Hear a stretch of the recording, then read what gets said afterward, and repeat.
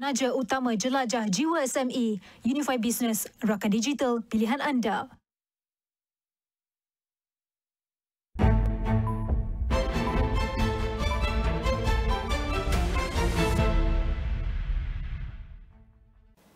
All right, thank you for tuning in to AWANI. Right now, we're asking a big question for founders and as well as investors across Southeast Asia.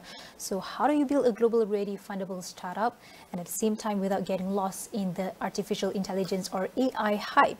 So our guest right now in the studio knows this world inside out. Scott Fox, the CEO of StartupCouncil.org, a serial entrepreneur, angel investor, and author of 3 best-selling entrepreneurship books.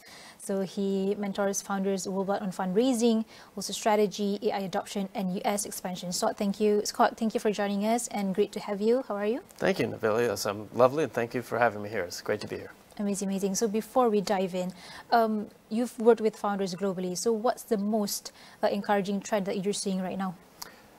The AI explosion is offering all sorts of new opportunities, especially to non-technical founders even can get involved. So as we've seen the technology stack move toward the consumer audience, it's become easier and easier for people who may not have technical expertise or a lot of capital to build their own mini sort of apps and agents. We're still in the early days of that, but I think it's an explosion that's about to happen, and hopefully a rising tide will lift a lot of boats. Encouraging and timely as well, because despite a tougher funding climate, we see that Southeast Asia's digital economy still grew strongly actually for last year in 2024. It's about around 260 billion US dollars in a GMV, which is up to about 15% with revenues and so profits rising. And that's actually powerful. So Scott, for viewers who aren't deep in tech, why do startups matter to economies like ours in Southeast Asia? And is it just about tech, or is it just about creating jobs and also innovation as a whole? Yeah, it's about all of those things. I think the opportunity to create new businesses creates jobs. Jobs create more revenues, which create more taxes, which create better public services and goods, better schools, better roads. All of those things can benefit, and that's what we're really about in Silicon Valley, is trying to figure out how we can empower more people to be more productive. It's really about productivity and really about progress. I think entrepreneurs are the ones who are going to move the world forward. Politicians get stuck in their own complicated relationships, and those of us who are really out there solving problems day to day, that's what gets me out of bed in the morning, to try to get and bring people excitement about the opportunities to build things that make the world better. Exactly, and we're seeing it across the region right now. And financial technology or fintech inclusion is advancing fast. We have Gcash's parent, we have Mint, which hit around 5 billion valuation in last year, 2024. And this is a signal of skill and also everyday impact in the Philippines. That's an example. So it's not just software, it's agri-tech, like we have e-fishery has become unicorn by making fish farming and whatnot. So you've seen ecosystem worldwide. What makes a strong startup ecosystem? My first question. And where does Southeast Asia stand today? Are we on the right track, or what's your opinion?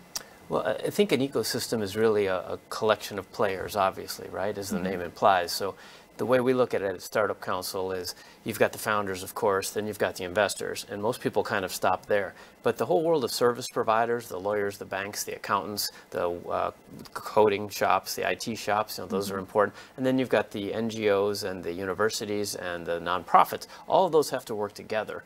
And that's where I think the opportunities lie to create a couple things. And the first is confidence. A mid-market size country like Malaysia is perhaps a little intimidated by the size of a US or a China, for example.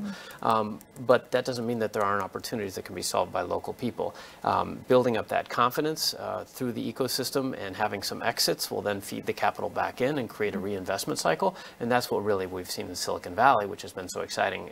I think has impressed everyone in the world, is that you can create a lot of money by helping a lot of people essentially from nothing. These are ideas and a lot of hard work, but then they can solve local problems. So I think Southeast Asia is very well positioned because you have such a young and growing population, especially here in Malaysia. There's a lot of English, which is, like it or not, kind of the language in which a lot of this is done. And then you have the opportunity to you'd be at just the right time to capture a lot of the upside, the alpha, as the investors call it, as the AI revolution arrives. You guys are perfectly positioned to jump on and kind of surf that wave if you can get the timing right. So confidence is the key. But let's now talk about the where founders worry about the most, which is the money. The capital.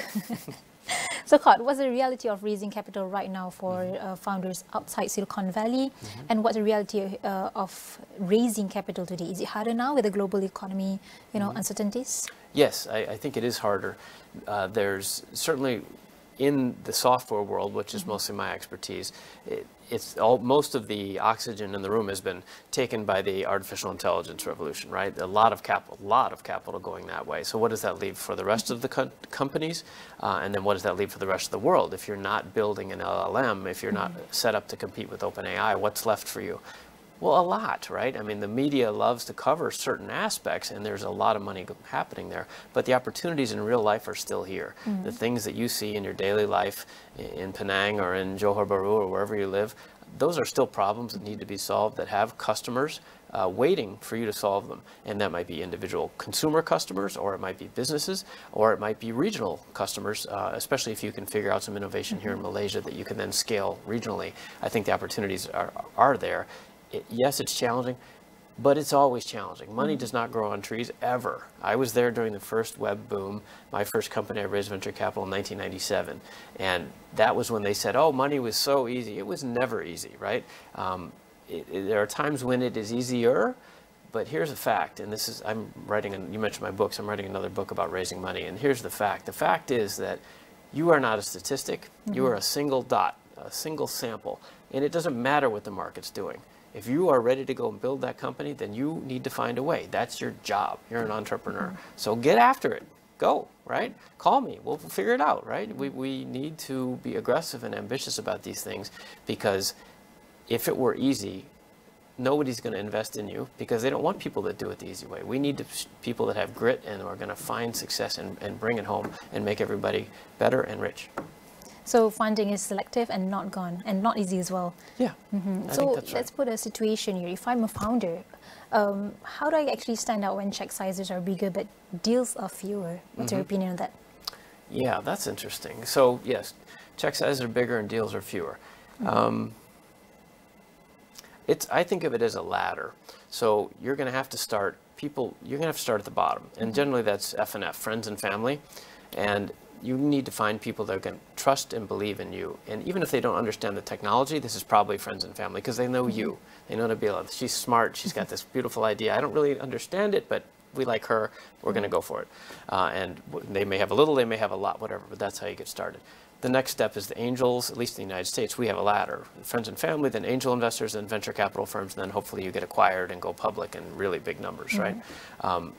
It's your job to do more research, to work harder, not just on the product and the building the team and the marketing, the obvious things, but these days the world is so big that there are pockets of money everywhere. And you need to do extra research to figure out, as you said, is your agriculture tool, or is a med tech device, or it's a better way to make pizza. I don't know what you're doing, but there are investors somewhere interested in almost everything. Right. And you need to do extra research and find those people and connect. And that's your job. Your job is not just to build the product, it's to build the company.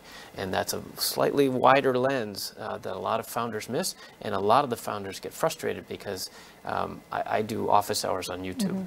And I had a young woman on my program a month or two ago, and she said, oh, I'm so frustrated. I can't raise money. I've talked to so many people. Nobody wants to invest. And I said, how many people have you talked to? You know what she said? 3. I said, 3? That's not right. I mean, yeah, that's not right. It's got to be 30 or 300. This is the job. The job isn't just to have an idea and then the money shows up. You got to go find the money. Sorry. That's the reality, unfortunately. Yeah, right. So, Scott, given that you invest at seed and also mentor angels, what are investors really looking for in a startup? And is it the idea, the team, or the traction? Yes, all of those, sure. All of those. The team, the idea, the traction. What's really difficult about this, and like I said, I'm writing a book about it, it's really hard, especially people that might have an engineering or maths background. They want an answer, and there's not an answer. This isn't 1 + 1 = 2. This is a whole bunch of factors, and I think the best summary I've heard of it is Paul Graham is a gentleman in the States who started a famous incubator accelerator program called Y Combinator, and Paul's you could look him up online, lots of clever things he's said over the years. But he said, how do you how do you find investors? Be investable.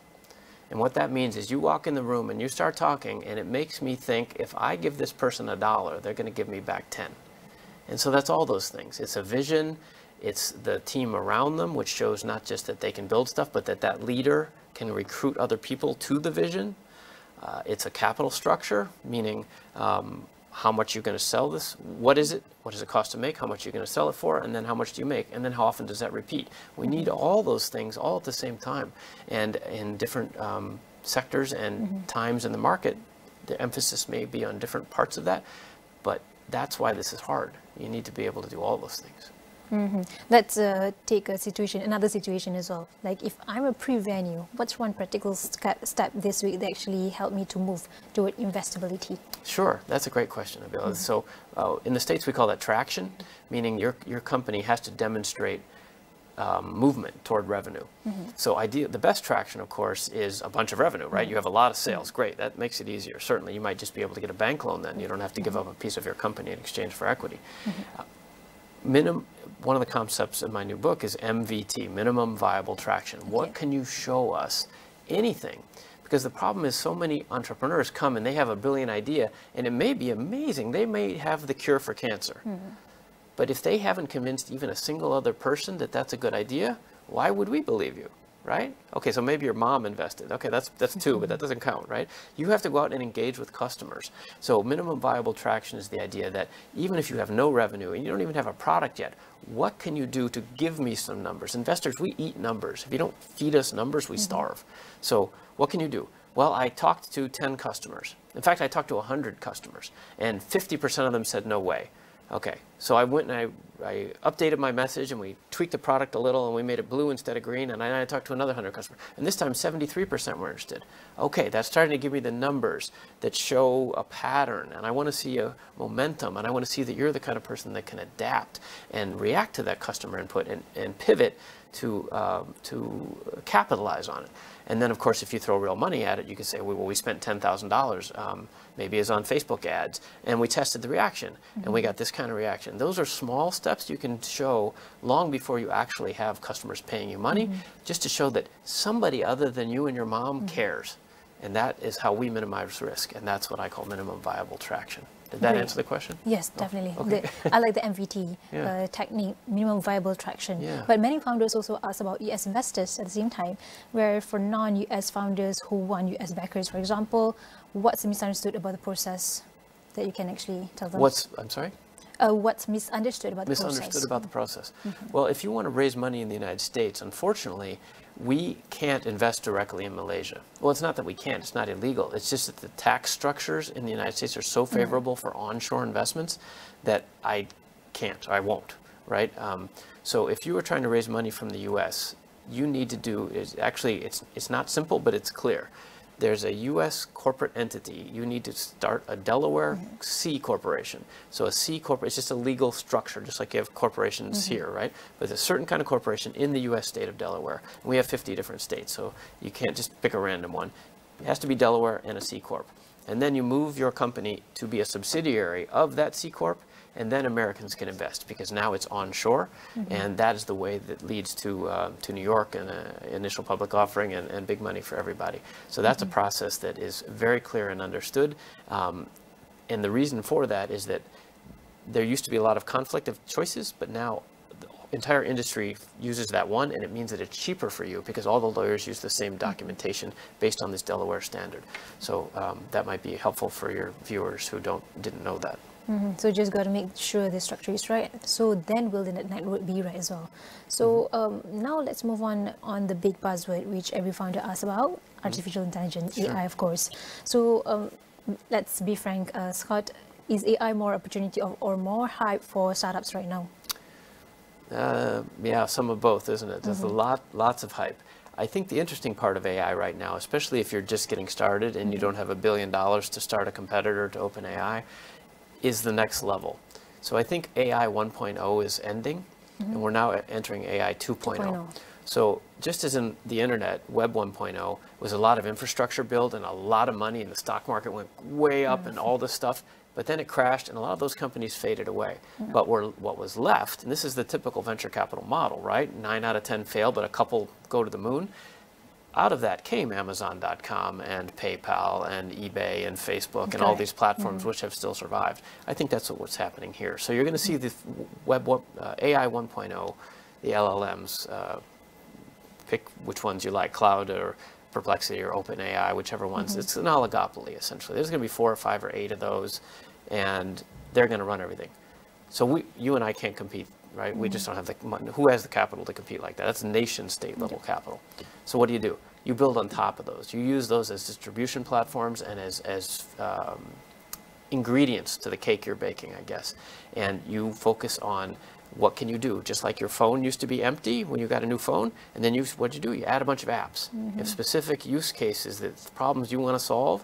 And I think that's what we're going to see now. They're AI-enabled sort of apps. It's not on your, well, I guess it will be on your phone anyway, but it's AI-powered. So the opportunity for entrepreneurs, what I'm saying is, look at how you can add AI to existing problems and solution sets. And then also there's going to be a massive opportunity. This is where I'm looking personally.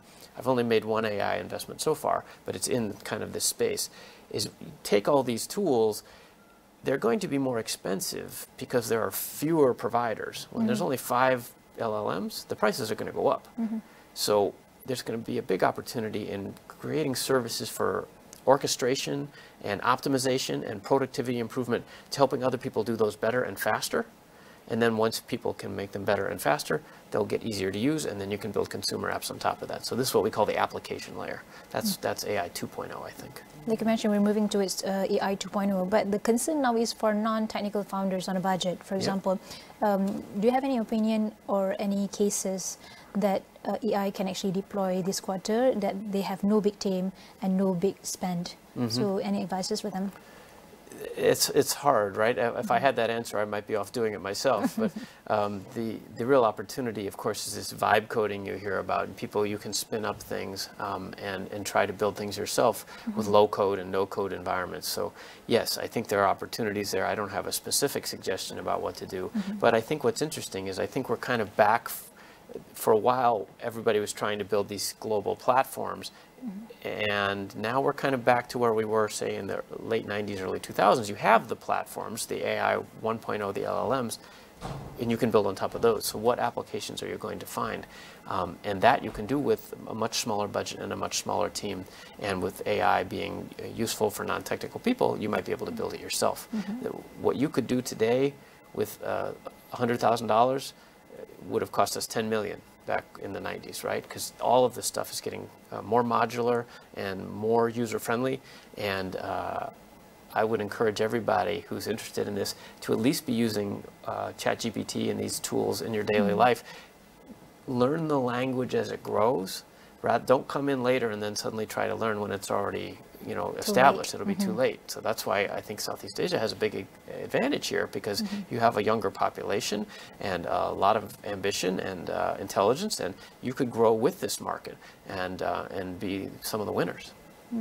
Let's look at the smaller scale, because we have about a few minutes left. Looking at Malaysia and the region, what ecosystem investments matter most right now? Is it community, capital, or perhaps policy? Right.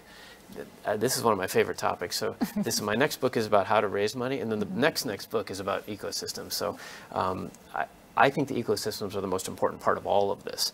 The confidence and the community and the connections are what build the networks, and that's what we've seen in Silicon Valley. That's what works, is that everybody is connected, and any restaurant or bar or baseball game you go to, people are talking about startups. The community is there, and everybody's interested. And why? Because there's a ton of money available if you figure it out. So I don't think capital is actually the issue. The capital will come. Guys like me, we will get on an airplane. If Malaysia suddenly has 3 or 5 or 10 really promising companies, you will start to see VCs from all over the world. And they don't have to come from as far away as I did, right? I mean, you've got people in India and right next door in Singapore with plenty of money. So that's not the issue, I don't think. It's really about creating a community that supports enough activity that deals start to emerge. Where this is really frustrating for government and regulators and so forth is you can't mandate outputs. All you can really control is the inputs. 9 out of 10 startups fail probably. So all you can do is build a community where people are welcoming and supportive and creative, give them opportunities, repeated events to encounter one another, exchange ideas, solve problems together, and things can and will emerge. If you don't do that, it's not going to happen. So that's, I think, the role for government is not to recruit capital, but to support the ecosystem. You have some great champions that I've met here around the country over the last week, and that's why the U.S. Embassy brought me over here, was to meet those people and encourage them. Those leaders, because there's no money in it for them. They're just doing it for the love of the game, like I do, and they are the required secret ingredient to encourage your entrepreneurs to have the confidence to build the connections that lead to the companies. But indeed, you're right. It's always easy to start, but to actually maintain is a real question. That's exactly right. But just to mention here, Malaysia's roadmap right now is trying to double VC's GDP contribution to about 1.0 to 1.4 billion US dollars via funding and regulatory reform, and also talent, which signals are improving locally too. My last question to you, Scott, if you had one message for a founder here who's feeling overwhelmed, what would it be for them to actually stay resilient and keep moving forward and don't give up? Yes.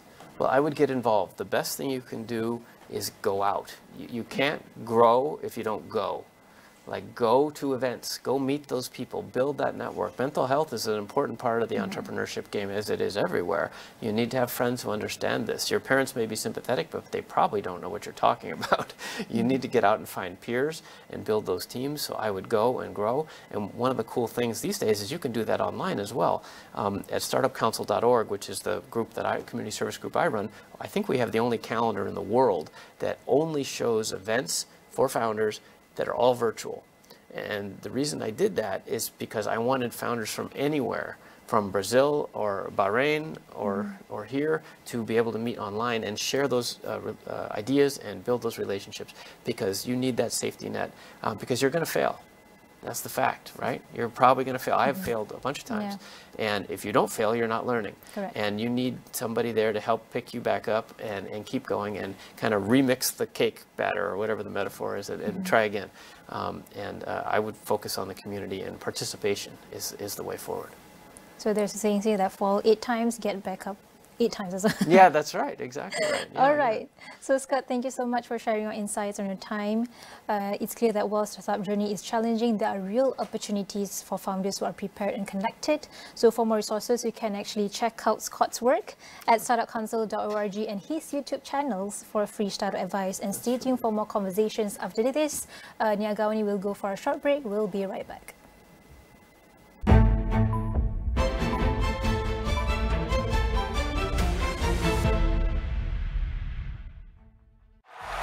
Hidup takkan bermakna kalau kita tak berani fight untuk impian kita. Coach Twilight kan? Saya Azrina. Saya pemenang gangsa MSSM. Coach awak? Coach Rahim. Tak kenal.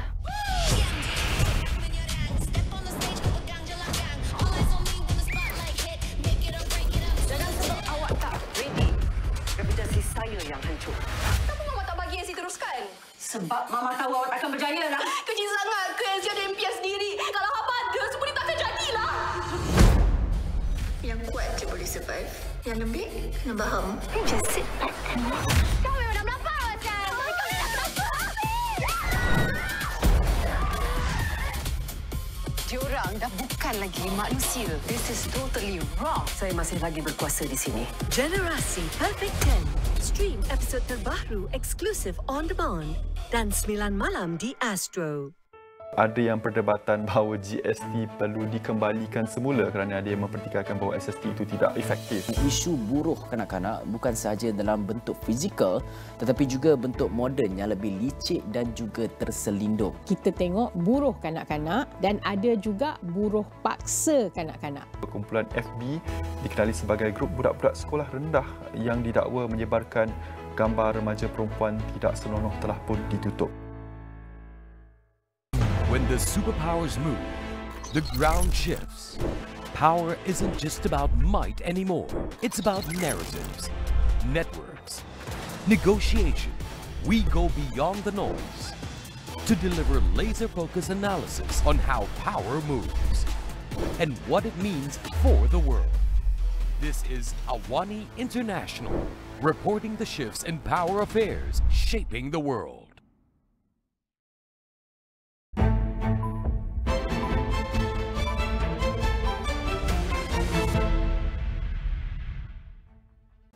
All right, thank you for tuning in, AWANI, and today we're diving into one of the most anticipated events in Malaysia's economic calendar, which is Budget 2026. And right now, we want to approach, as we approach the announcement, it's crucial to explore how tax policy will actually shape Malaysia's development vision under the 13th Malaysia Plan, or RMK13. So joining us is someone who knows this space inside out, Farah Rosli, the Malaysia Tax Managing Partner at Ernst & Young, or EY Tax Consultants Senior Berhad. Farah, thank you for joining me in the studio this morning. How are you? I'm good, and thank you so much, Nabilah, for having me again this year. Amazing, amazing. So to discuss on this crucial topic about Budget 2026, let's start with the big picture.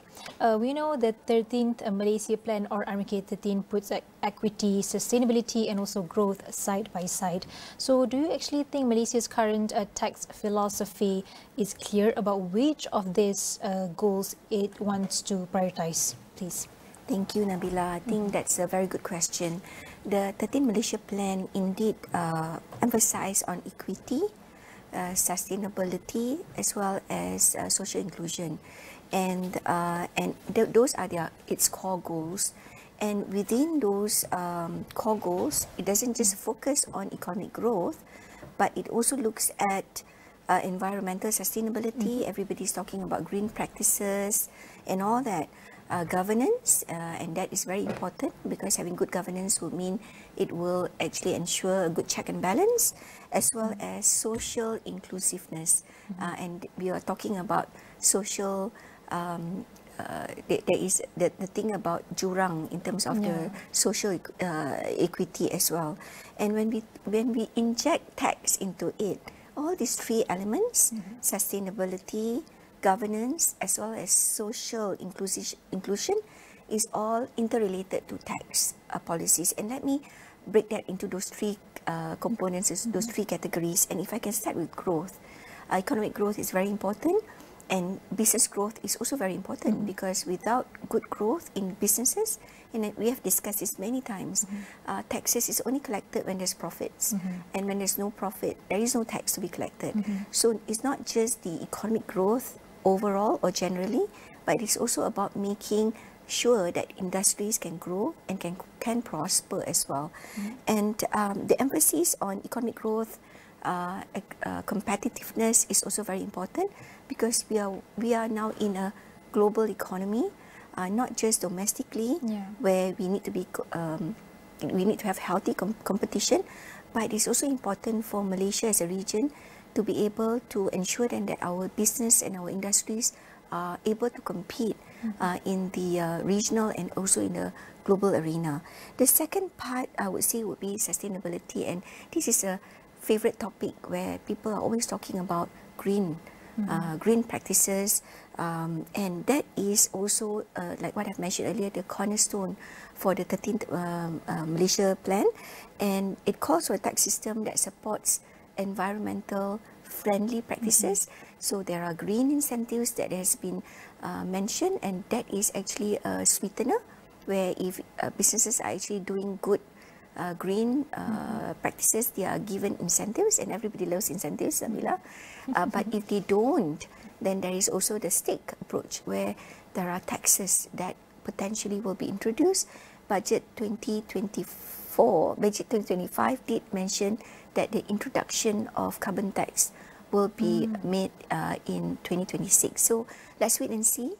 Budget 2026 will, my guess, if I've got a crystal ball here, will be mentioning, maybe mentioning about carbon tax that is impending, that will be introduced, and other countries, our neighbouring countries, have already introduced some form of carbon tax, for example, Singapore, Indonesia and Thailand. And the third and the last part is social inclusion.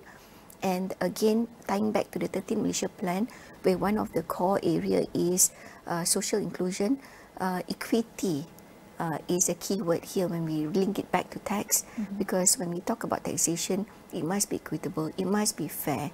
It's not just about taxing the rich or not taxing the poor, but it is also about being equitable, because like what I've mentioned, if the tax is going to be imposed on industries, and even if they are making a lot of money, they are also contributing to the nation in the form of employment, engaging in technology, investment in capital expenditure that will help boost the economy. So having social inclusion, it will necessitate the raise of the tax revenue for the country, but it is also meaning the tax revenue that has been collected can be equally distributed back to the economy. There's a lot that you mentioned earlier, but there's one concern here, because when everything's priority, sometimes nothing is. Yeah. So broadening the tax base is often talked about as a way to boost the revenue. So, but in practice, it tends to actually fall on middle class households like B40 and also M40, and the SMEs as well, the social small medium enterprises. So it often means that this vulnerable group are more, are the ones carrying the load at the end of the day. So how can actually this budget 2026 avoid repeating that cycle and actually design tax reforms that expand revenue without deepening inequality?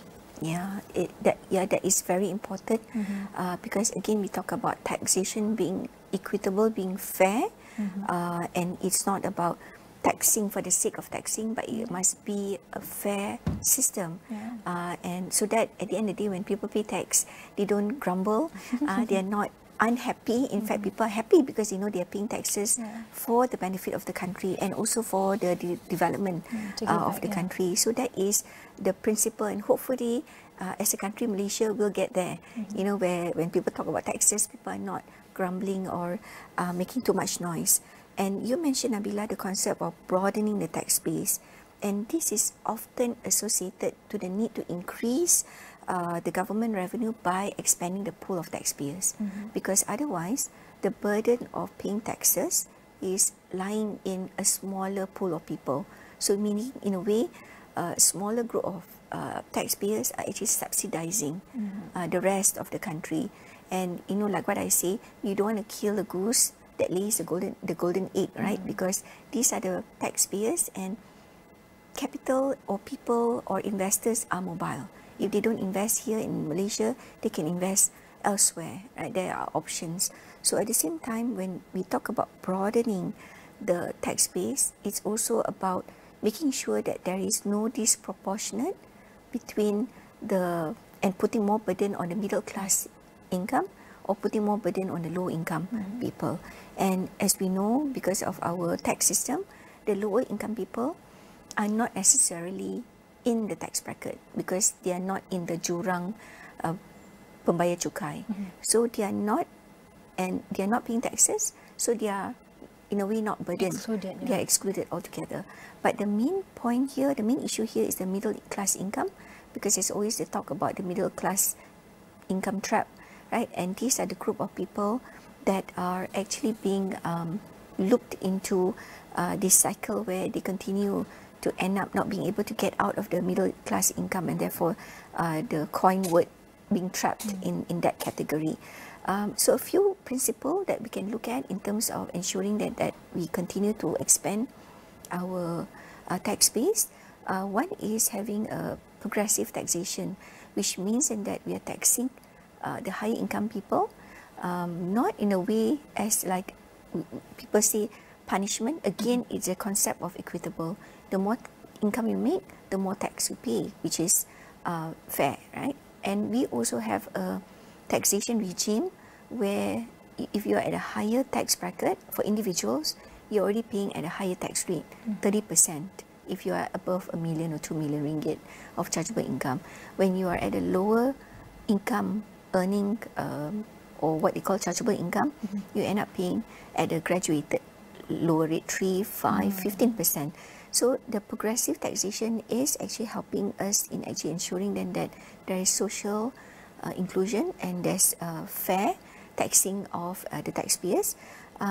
The second bit is when we talk about broadening the tax base, is also ensuring then that there is proper tax compliance. And people may not like it because that means that the authorities, the tax authorities will come in and do audits or investigations on the taxpayers.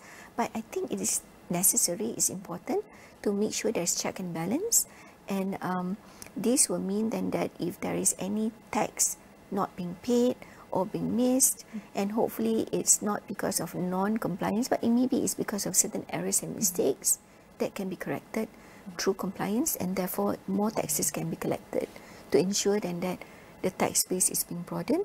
The last part I would like to mention is also through ensuring then that SMEs, because we talk about broadening the tax base, but also making sure then that there is social inclusion. So SMEs is another category. They can continue to be supported through incentives or through a preferential tax rate, because currently SMEs are already paying tax not at the 24%, but at a 15 or 17% at lower rate. So that is a good support. So at the same time, I would say broadening the tax base, but at the same time making sure then that the right tax is being collected at the right group of people to ensure then that, for example, the higher income group they pay tax, but they continue to be supported to expand their business and the industries. The lower income or the middle income people do not feel trapped, but at the same time, there's check and balance through a compliance mechanism, Nabilah.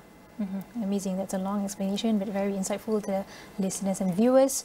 But speaking of incentives, globally we're seeing a shift where some countries are cutting incentives to actually attract investors, and that's called tax competition. Correct me if I'm wrong. Yeah. While others are aligning on minimum standards called tax cooperation. So where should Malaysia position itself under the 13th Malaysia Plan or MK13, and what are the risks if we get it wrong, Farah? Yeah, so the 13th Malaysia Plan has, if I'm not mistaken, 10 focus areas, and attracting investment is one of them. I mean, digitalization, use of AI, sustainability, as I've mentioned, those are some of the focus areas. But attracting investment is also one of the key focus areas under the 13th Malaysia Plan. And if I remember correctly, there were about 611 billion worth of investments that has been earmarked under the 13th Malaysia Plan, and out of which about a quarter, 200 over billion worth of investments have been allocated or determined to have a multiplier effect to the economy. And that means that in order for Malaysia to continue to be competitive, we should look at the age. What do we have, right? And I always like the concept of prospering our neighbour. We're not really competing, although I use the word competitive edge and all that, but actually in a globalized economy nowadays, it's not about beating others or competing in that way with the others. It's not really a fight, but maybe complementing our neighbours or the region. Like, for example, what is our niche? What is it that we want to focus on as a country? I may not have the answer now, Nabilah, and I continue to seek for the answer. What is it that we want to do to focus so that we will be a nation that is competitive or is being favoured as an investment destination? Should we be a hub for business services, for example? Or should we focus on advanced manufacturing, where we bring in all the high-end manufacturing into the country, and also that will also enable better employment for people, and therefore reskill and upskill the talent to make sure that they are relevant and they will remain trained and skilled for future industries and future businesses. So at the end of the day, it's about attracting FDIs, getting the multiplier effect from those investments into the country, which hopefully will spill over to expand and also continue to grow domestic investments, because domestic investments is also important. Because we're scared, and we have to have a fine line between being, attractive and also being exploited. Yes. So that we don't kill the local That's industries. true. But now, in your opinion, Farah, could Budget 2026 dare to sunset certain tax breaks and also recycle that money into productivity or innovation, even if it means upsetting powerful hobbies? I like that question, Nabilah. Firstly, there are two elements here. One is incentives, right? Some proponent will be saying then that how much more do we need to incentivize industries? But actually, we need to understand that incentives are actually being given with a few rationale. One is to encourage the investment. Number two is to support certain sectors, certain sectors that we want to continue to prosper. For example, for the economy, like for example, if we want food safety, for example, then maybe we want to incentivize businesses that focuses on food safety. Or if we want to encourage people to go green, then in the last few years, the government have given import duty exemption on green vehicle, right, on EVs, for example, right. But again, in terms of these incentives, it is important to make sure that those incentives remain relevant. And that's what you mentioned, Nabilah. That's why I said I like your question, because sunsetting incentives, I think, is a need. It's not a must, but it's a need, because we should continue to review the incentives to make sure that it remains relevant to the country, to the economy. Because if the incentives are no longer relevant, then maybe it's worth to sunset it, right? Because some incentives were designed back in the 90s, for example, or 20 years ago, which means that there's a need to review back those incentives and ensure that those incentives remain relevant to the country. Like for example, one old incentives that has been available for a long time is reinvestment allowance, which allows businesses to continue to be incentivized if they continue to reinvest in their business with certain conditions. But that incentive is mainly targeted for manufacturing. Maybe there should be more incentives to encourage services sector, for example, right? So that's why I'm saying it's not, and you mentioned, will it upset lobbyists, people who lobby for certain incentives? I think at the end of the day, as if the policymakers are looking at it for the greater goodness of the nation and for the growth of the economy, then whatever incentives has been put forward or been proposed to the government should be considered from the aspect of how that would help generate the growth that we want as a country, or how we want to continue to support certain segments or certain sector of the industry to ensure then that those sectors continue to grow and continue to give the multiplier effect to the economy. But that's the thing about progress. We have to make tough calls, right? Definitely, definitely. Okay, let's talk about digital tax, where it is regimes that struggling globally. So, locally, does Malaysia risk overtaxing local digital startups while actually letting global tech giants slip through the cracks? Malaysia has already started taxing imported taxable services.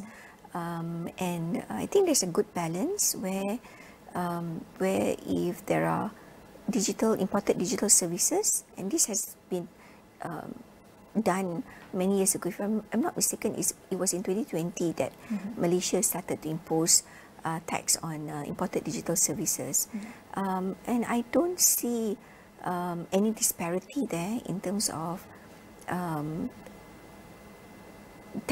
not taxing the larger giants, in terms of digital services, because they are already being taxed based on corporate income tax, and there are not much incentive for the large giant in that sense, except for if they are actually in the certain digital services where they are getting MSC status, or Malaysia Super Corridor, Multimedia Super Corridor incentive, right? Whilst the smaller startups, for example, that provides digital services, they are given grants, for example, or reliefs, or even rebates on some of the investments that they're making. So I think there's a balance there, Nabilah, in terms of making sure then that the startups in the digital services are not being second-handed, or not being, people say anak tiri lah in that sense, right? Yeah, so they are also being treated equally, fairly, and also given the opportunity to continue to grow. Yeah. What's one radical tax policy that you think we should introduce in Budget 2026 that actually would genuinely future-proof the economy? Because, it's the uncertainties that's going on right now is concerning. So is there any radical tax policy that you should introduce in the next budget tabling? Perhaps something bolder than just tweaking SST or corporate rates? Yeah, radical tax policies, that's very interesting, and that could also be not favoured by the public, maybe, because over the last few years there has been new introduction of new taxes, and it may not be a populist move, because like what I see, hopefully there will be a time when people are happy to pay the tax, because they know then that the money that is being used for those tax that they paid is being generated back to help grow the economy, or being distributed back to the society. But if there is any one measure that can be introduced, I would say is then that a measure that actually provides tax that is actually broadening. We go back to the earlier point that we spoke about, where it is actually broadening or incentivizing certain sectors to actually invest more, and also from that investment, the measurement is not the tax that they actually pay, but actually what will be the multiplier effect that is being given to the economy for the growth of the economy. It can be in a form of, say for example, bringing in new technology, investment into the country. It could also mean enabling our own Malaysian to be reskill or upskill. Measures that would give more than the direct, the direct result, one result, but giving what I see multiplier effect that would boost the economy, not just from one angle, but from people, talent, for example, from bringing in new technology, from being able to bring new good research and development or innovation to the country, and maybe the last point would continue to encourage Malaysian companies to be champions in the international arena. I know there's a lot of words there, so maybe certain activities or certain projects that would help boost and provide all these compelling positive effect to the economy, Nabilah. I want to touch on the political side of it, because we know tax reform is actually easy to talk about, but it's a bit hard to deliver. So what or which political or structural taboos that actually do you think Malaysia must break if we're serious about aligning tax policy with the RMK 13? RMK 13 spoke about social inclusion, spoke about economic growth, spoke about sustainability, environmental sustainability, and also social, I mentioned again, social inclusion, right?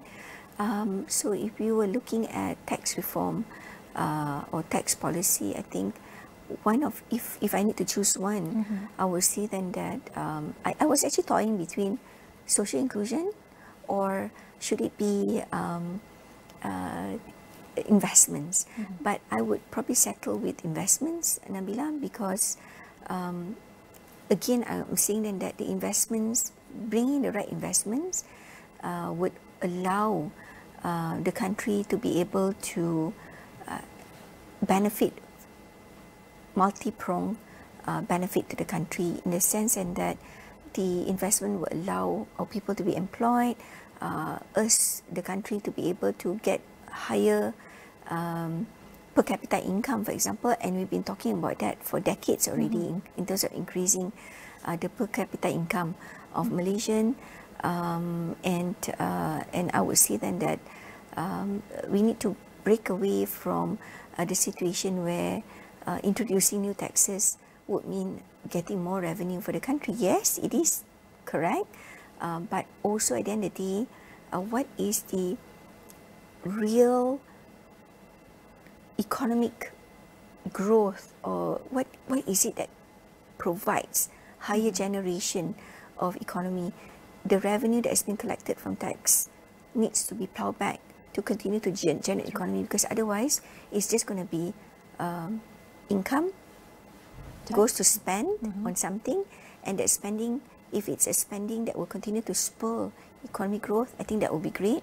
But if the spending is just a sunk cost, then it doesn't bring in the effect that we want for the country. I think it will be a waste effort as well, Nabilah. So I think that is the challenge that we have, because introducing new taxes is not a popular move. Perhaps no one likes to pay any new taxes, but at the same time, how do we strike the balance that the income that has been generated from the taxes is being channeled to the right activity, or to the right segment, or to the right sector of the industry that will give us the effect that will help boost the economy as a whole. Yeah, and with that we get social inclusion. We get we will hopefully will be able to also increase the what we call it, Nabilah, the social inequality that everybody is talking about. But that brings back to my next question, where you mentioned earlier about low carbon policy, right? But if we're actually serious about it, is it going to risk the short-term job losses? Because we tend to put more aggressively or punish the brown industries. So is it going to be risking the job opportunities? Yeah. Any policy, any move or any decisions to actually put a stop. For example, we say that we're going to put a stop. We are serious about it. We're going to hit the brown industries, for example. I think it cannot be abrupt. There must be time given to be fair. Right? Again, I go back to the first part, equitable, being fair. And it's not because those, I would say that not all industries are, which is considered brown, is in there to pollute, for example. Right? It could be a legacy situation in the industry.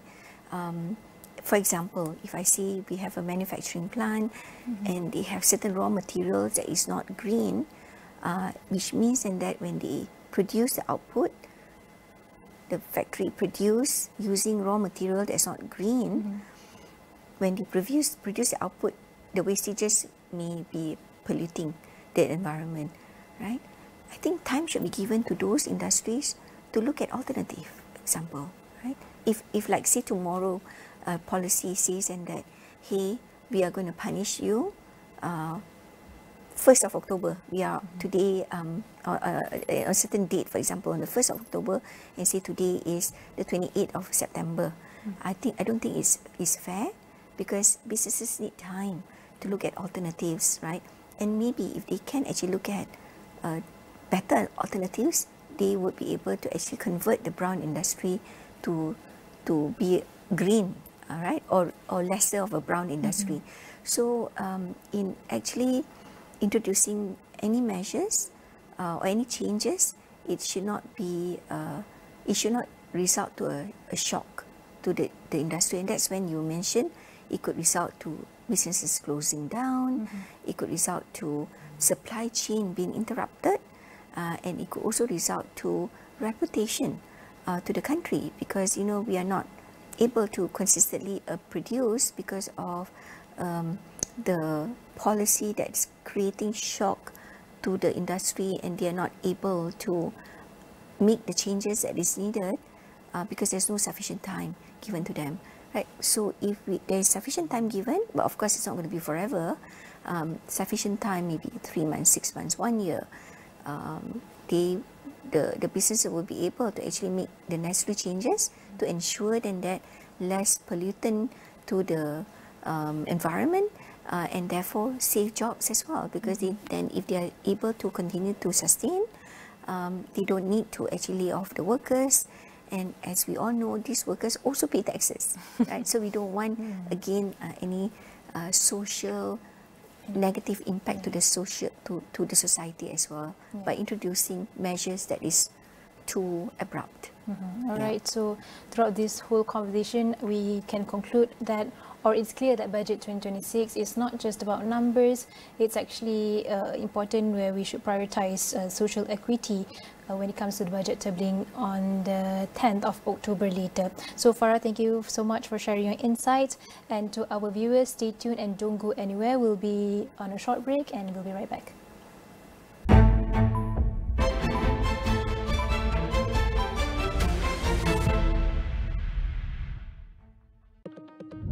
Asia tumpuan utama dunia.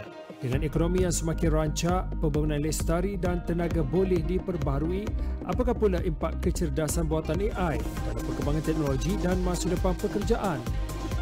Kami mendalami setiap berita dan cerita. Saksikan diskusi, dialog dan laporan khas di Agenda Awani Asia bersama koresponden khas kami setiap Sabtu 9 malam di semua platform Astro Awani. Apakah maksud sebenar perpaduan? Jom kita tengok sendiri. Saya inspired lah dengan apa yang jadi hari ini. Aku rasa kan, saya buat lagu lah.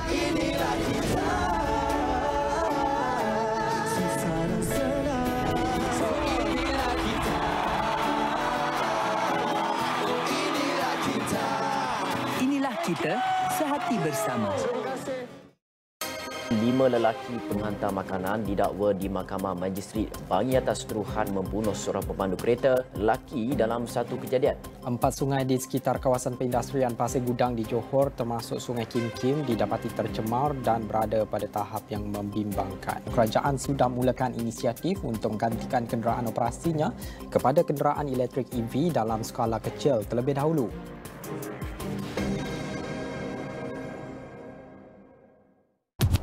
Faham Melaka? Ayuhlah kita jumpa di Aeon Mall Bandaraya Melaka 27 dan 28 September ini. Kami nak terus kongsi ilmu berniaga di jelajah jiwa SME. Dapatkan strategi bisnes terkini, peluang jaringan dan juga persembahan artis semuanya di bawah satu bumbung. Mana lagi? Melaka lah. Dibawakan oleh penaja utama jelajah jiwa SME, Unify Business, rakan digital pilihan anda.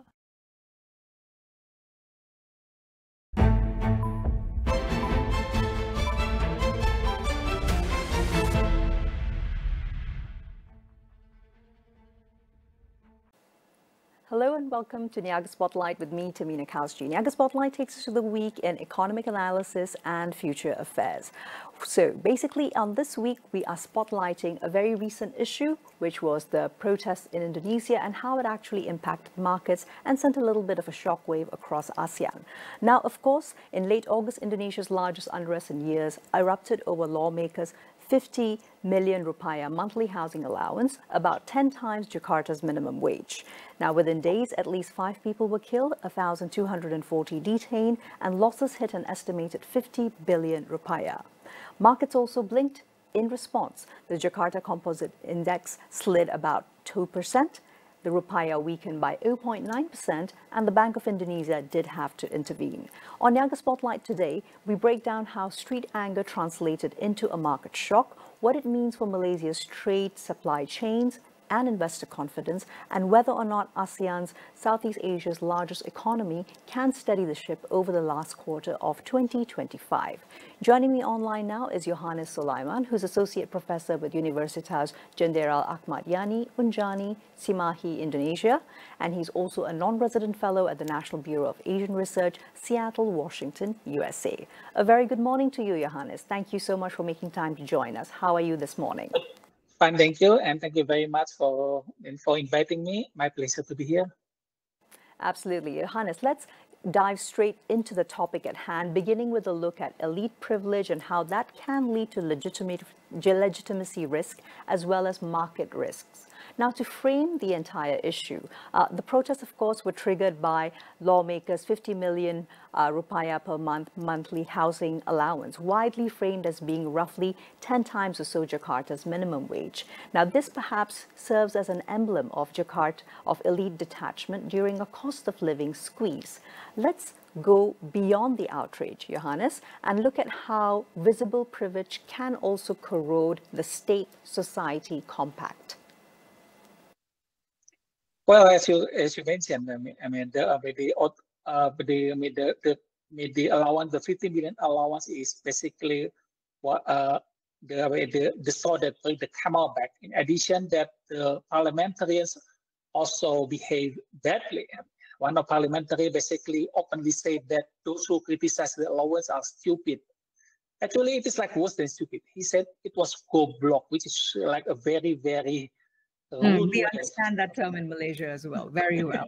Exactly. And of course, with the fact that parliamentary sessions globally, not just in Indonesia, Malaysia, are broadcast online, then of course the sentiment spreads about the insensitivity, right? Yes.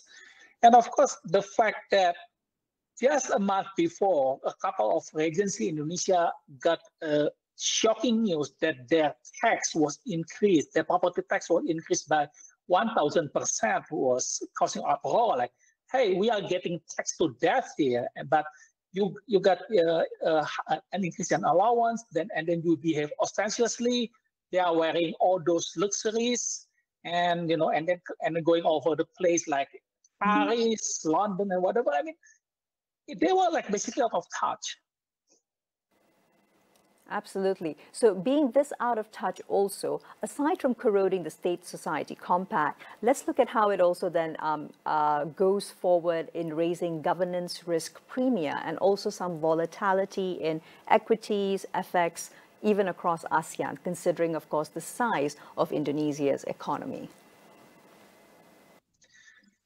Well, we actually got a new Minister of Finance, and he was replacing Sri Mulyani, who was already expressed her desire to retire several times already, and forcefully earlier last week when her house was torched down, was looted by looters, and then she basically said that, look, I'm through, I'm done with this. And of course, the new ministers come in and saying that, oh yeah, I'm going to bring the Indonesian stock market to index to 36,000, and then I'm going to, to settle all these economic problems in 3 months. And honestly, I prefer somebody who's just not talk much but get things done. I agree that you need to calm the market down, like you said. All these unrest creating problems. The ASEAN economy is in trouble because Indonesia is big, but you are not creating calmness. You are not exuding calmness by saying outrageous things. It makes people think that you are not also in touch, and that's problematic. Exactly. It may give the impression about looking at the credibility risk then, because replacing a minister does not mean instantly that trust can be rebuilt back. So the removal, of course, of Finance Minister Sri Mulyani and, of course, replacement with Purbaya Yudi Sadewa, it once again jolt markets for a while. Johannes, does sidelining such high credibility technocrats signal policy loosening that lifts growth, or perhaps it's the sort of a interim credibility discount that does actually raise interim funding costs as well as FX risk? It is both. If you are loosening spending and then you basically like throwing money to the system, the problem is, are you throwing it just for the sake of creating growth, or because there is something fundamental that really needs more circulation in the society? We are here as a problem because the credibility problem itself feeds to this entire thing. Like, if the government really show that they are prudent with money, they are not wasting money, and then they are printing money, then people say, yeah, they must have something to do with it. But the problem is, if the Minister of Finance himself is not having that much credibility, and then the government also does not really spending, but just print money. The question is how to pay them, and then you will end up with countries like Zimbabwe, where the inflation rate was very high, and it will hurt the market. So I'm very worried about the current situation. Absolutely, because it clearly becomes, it behooves a question about if growth targets are chasing, let's say, an 8%, but institutions weaken in the meanwhile, it's not necessarily that you will have faster GDP or even slower investment. Thanks very much for the perspectives insofar, Johannes. Let's move on into digging deeper into the structured dissent as a negotiation technology or tactic. Now, the protesters during the earlier days, they consolidated around the 17+8 demands, time-bound asks from police accountability to economic relief, which actually turned the street anger into a negotiating framework. Some of your thoughts observing this unfold? Well, again, like you mentioned earlier, and I completely agree, we are talking about credibility here. And the question is whether the government is actually listening to people. I mean, they will say, they just say that, yeah, we will accept the demands. But the problem is whether they will do the demands. Because it is far different than just listening and considering versus just do what expected, what asked. And what happened is that the government say that they are going to look at what one of the demands, which is the asset seizure proposal, but the law itself is very imperfect. There are concerns that the police can just use the law to seize people's property based just on suspicions. Like, let's say I'm a police and I tell that you are committing crime. And of course, the question is, you will ask back, like, okay, where's the proof? But the police just say, no, I'm taking your property first. Then we can talk about proof. That's how the law is at this current draft. And the problem is if they don't fix the weaknesses, if they don't fix the draft here, and then just like publish it and pass it in the parliament, and it will just create more uncertainties, more chaos, and more problems. So again, and then also for many people, again, the question is, can I trust the government, or are they just saying that they are listening and then they do their own things, which is very problematic. And again, the Minister of Finance also said, okay, those 17+8 demands are just from like a small segment of our society. Once the economy going back, then they will stay silent. I mean, it's already showing that they don't take this seriously. And that's worrying. Exactly, and perhaps it points towards an assumption that this episodic unrest can move towards bargaining. But do you feel that markets, on the other hand, are ready for these so-called policy for peace swaps? And let's say if another episodic unrest were to break out, do you feel it would take that perhaps to move towards more concrete structural measures and changes in laws which are currently rolling out, as you described, in a very unjust manner? At this point, I think the market is still wait and see. I mean, the index has been recovered, but it is mostly from the domestic investment because companies are looking at their own stock that are very cheap, and they are starting to buy back their companies, and that creates the increase in the index. But overall, I think what we still have here that the market is still discounting it, although they are not yet in the panic area.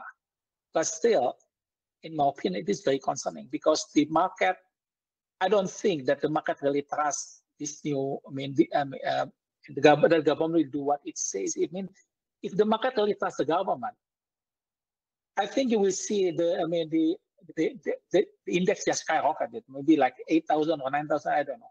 I just making up numbers there. But because it just recovered slightly, so I don't really think that it shows any trust. And not to mention the fact that they are also concerned whether the government is publishing the number, truthfully, because remember in the last quarter the government declared that we have 5.2% economic growth, and many people say that look, it's just bunk. It is just they just massage the number. It is not a real number. So basically, it's like the title of book say, lies and lies and statistics. Yes, why the statistical figures may not necessarily reflect the economic reality, especially of the masses. Johannes, thank you for the insights. And so far, we take a short break now. We'll be right back with Niaga Spotlight and Johannes Sulaiman sharing with us more perspectives on protests on markets and Indonesia's ASEAN shockwave.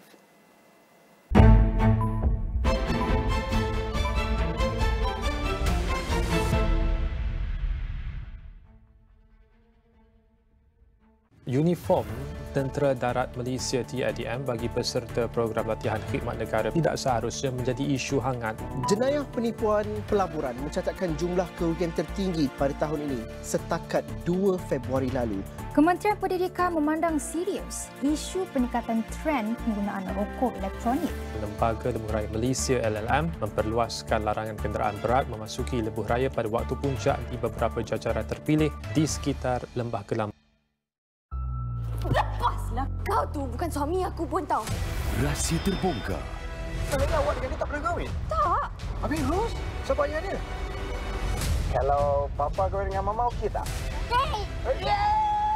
Hubungan yang penuh dugaan. Akak dengan Q dulu pernah bercinta. Kita orang pernah tunang. Q tu ex akak. Ayah saya yang suruh kita pergi kursus kahwin. Diri dalam dilema. Rumah tanpa luka. Di Astro Ria dan Astro Go. Tariffs on imports of products from China reaching up to 145%. Tariffs on the rest of the world are sitting at 10%, with the potential for reciprocal tariffs to be reimposed within 90 days. Kunjungan rasmi Presiden China ke Malaysia ini menunjukkan komitmen kedua-dua negara untuk meningkatkan hubungan diplomatik ke tahap yang lebih strategik. Ada yang perdebatan bahawa GST perlu dikembalikan semula kerana ada yang mempertikaikan bahawa SST itu tidak efektif. Isu buruh kanak-kanak bukan sahaja dalam bentuk fizikal tetapi juga bentuk moden yang lebih licik dan juga terselindung. Kita tengok buruh kanak-kanak dan ada juga buruh paksa kanak-kanak. Kumpulan FB dikenali sebagai grup budak-budak sekolah rendah yang didakwa menyebarkan gambar remaja perempuan tidak senonoh telah pun ditutup.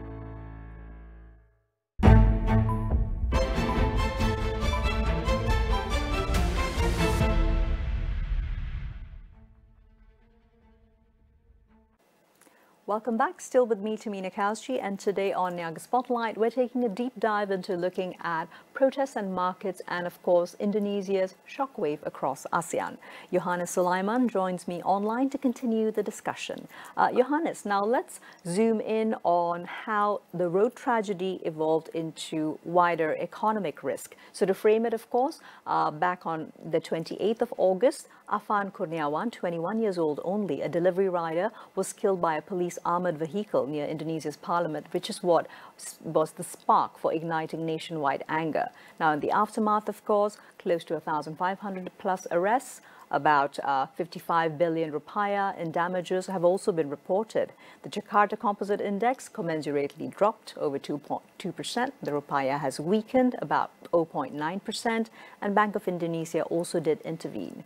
So even TikTok Live was temporarily suspended as solidarity orders surged for gig riders. So let's discuss, in your perspective, how one act of state violence, amplified then by the power of gig platforms, transforms a protest into, firstly, logistics paralysis. And that is what actually occurred in the immediate aftermath. Well, I mean, if you look at the killing of Afan Kurniawan, you have to put it in the context. I mean, earlier we already mentioned about the parliamentarian ostentatious living, that people just stop with them. Now you also had here another element, which is the police brutality. People look at at the video of what happened, like this police tactical vehicle was speeding really fast in the middle of crowd and just hit him, and rather than stopping to rescue him, just hit him again.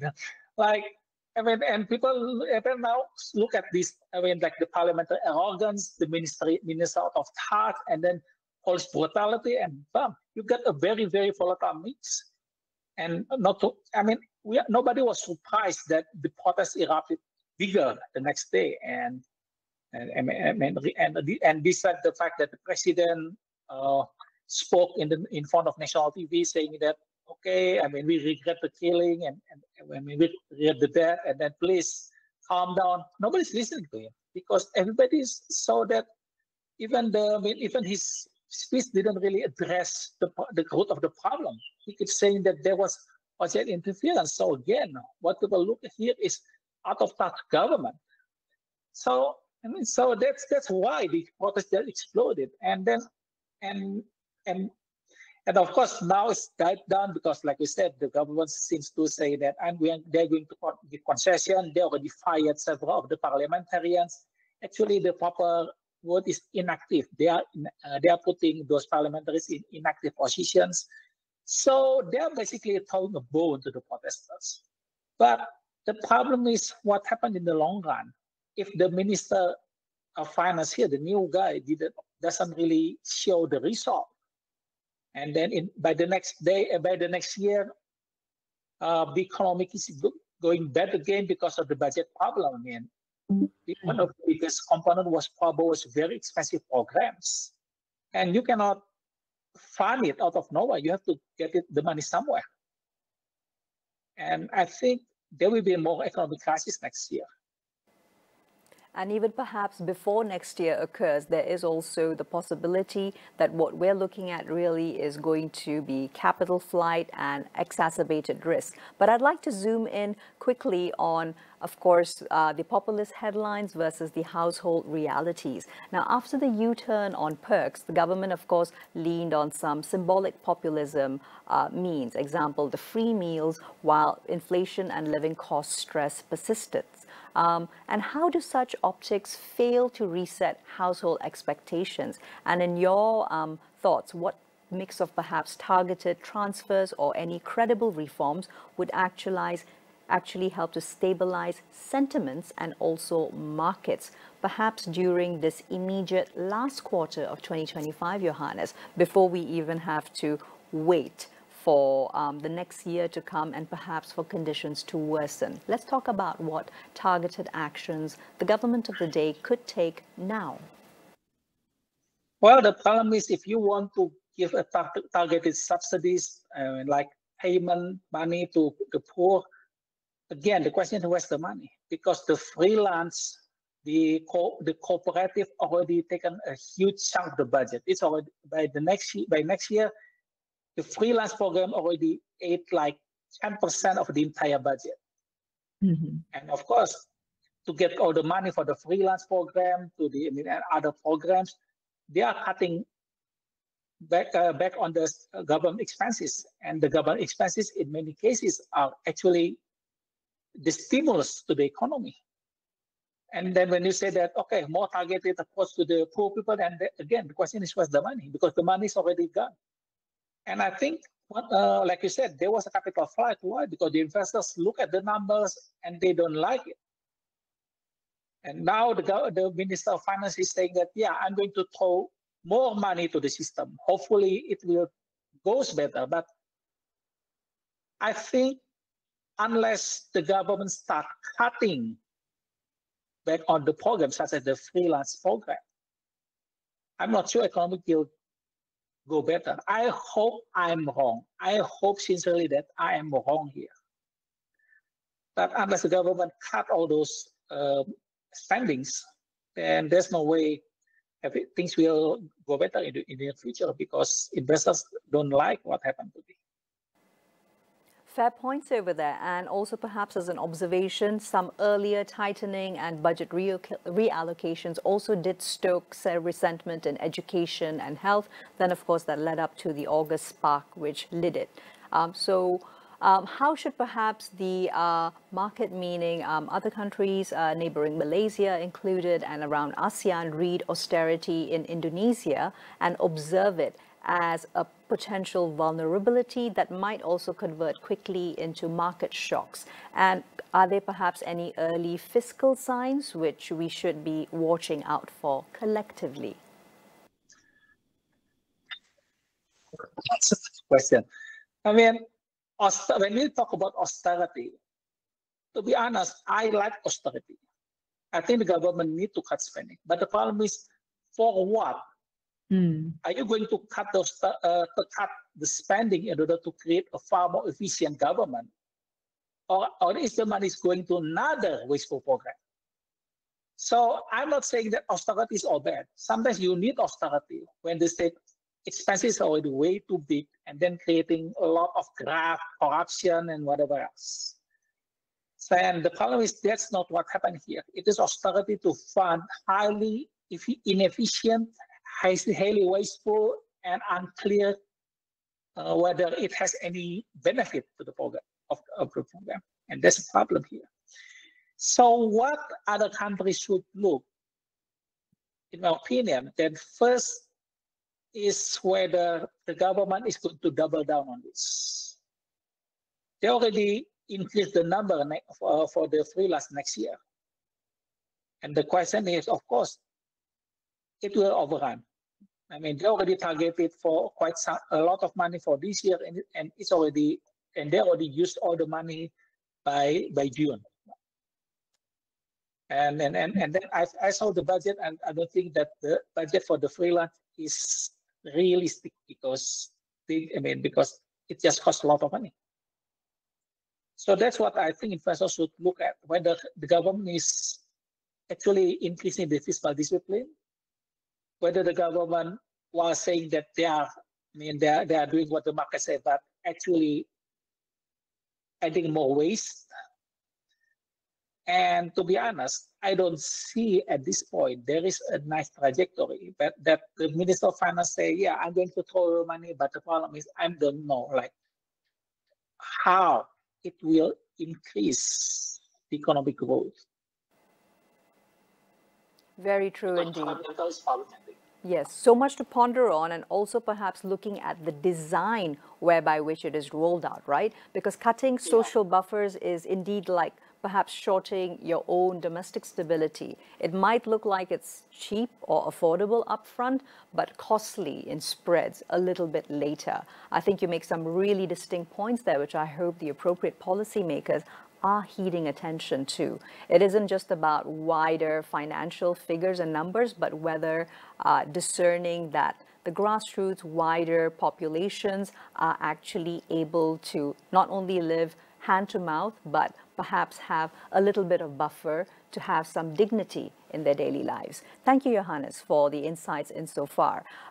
Let's look at the fact that moving along and turning out the conversation, Indonesia is also Malaysia's largest ASEAN's trading partner. So perhaps there may also be the opportunity for further unrest in the near future. What type of security level indicators should Malaysian firms track or look for as leading signals for maybe supply chain related stress?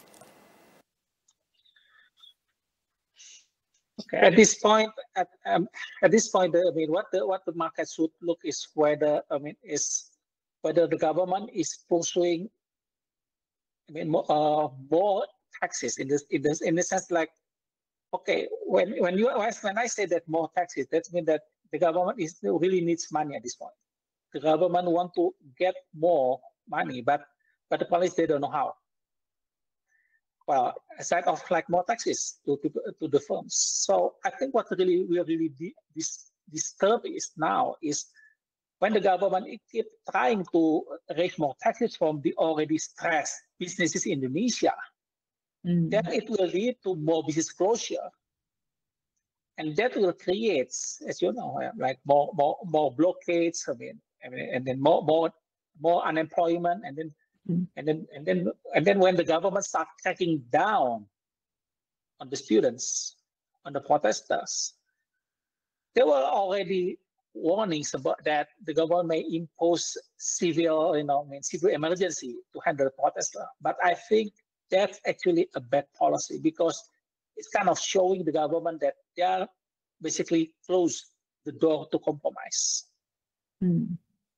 So if I were businesses, I would look at what the government is going to do now. What kind of policies? And perhaps the next month cycle will be what is truly crucial to tell us what the trajectory is going to be until the end of the year. Johannes, thank you so very much for your deep and very thoughtful insights indeed. It's been an absolute pleasure having you on the show. My pleasure to be here. Thank you for inviting me. Not at all. Well, that's all we have time for today. But before we close out, Indonesia's unrest is, of course, a regional risk story as well. And over the next quarter, 3 signals might be perhaps the most important to look at. Rupiah stability. If the US dollar versus the Indonesian rupiah pushes past, say, 16,500, capital flight risk does indeed rise. Policy credibility and also watching fiscal moves after Sri Mulyani's exit were for real reform versus empty populism, to reiterate what Johannes shared with us. And of course, logistics disruptions. This could be looking at port slowdowns, transport closures, and this might signal supply chain stress for Malaysia. Indonesia's path will indeed shape ASEAN's markets, and these are a couple of your early warning signs. I'm Tamina Kausji signing off for now. We'll see you again next week with more economic analysis and insights. Here's to a productive week ahead.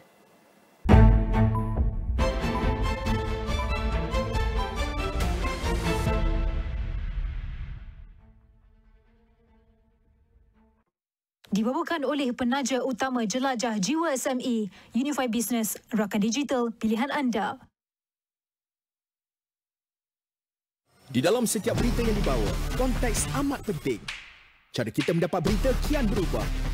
Melalui media sosial maupun saluran digital yang lain serta kaca TV.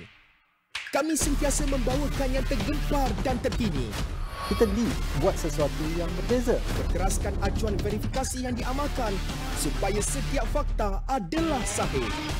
Daripada analisis pelbagai sudut yang mendalam, laporan-laporan khas dan perbincangan yang membina negara. Inklusif, suara rakyat kami ajukan. Keseimbangan persepsi kami pastikan. Kerana setiap cerita mempunyai impak yang tersendiri dan perlu dibawa dengan penelitian yang terperinci. Pastikan Astro AWANI menjadi pilihan anda tidak kira di mana sahaja anda berada. Saluran berita paling dipercayai di Malaysia. Hidup takkan bermakna kalau kita tak berani fight untuk impian kita. Coach Smaila kan? Saya Azrina. Saya pemenang gangsa MSSM. Coach awak? Coach Rahim. Tak kenal.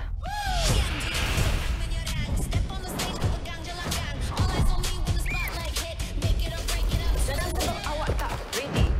Reputasi saya yang hancur. Kenapa Mama tak bagi NC teruskan?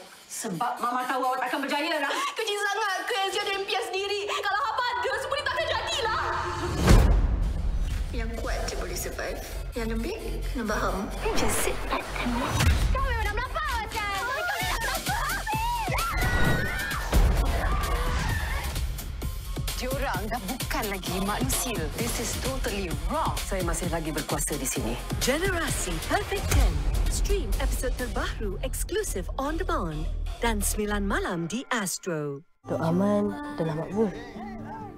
Abang nak keluar dari sini kan? Kita cari bilik sewa. Ni rumah saya.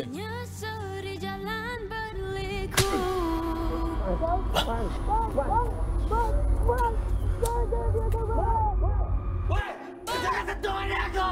Bawa dia pergi mana? Ada nampak tak dua orang budak ni? Ni, saya cari dua orang budak ni. Tak ada sini lah. Awak mau ambil jadi anak ya? Tapi awak kena masuk Islam. Ha? Uncle Mike. Ini pertama kali saya raya tak ada adik-adik. Tuhan tak bagi apa yang kita nak. Dia bagi apa yang kita perlu. Uncle Mike buat saya percaya yang ada lagi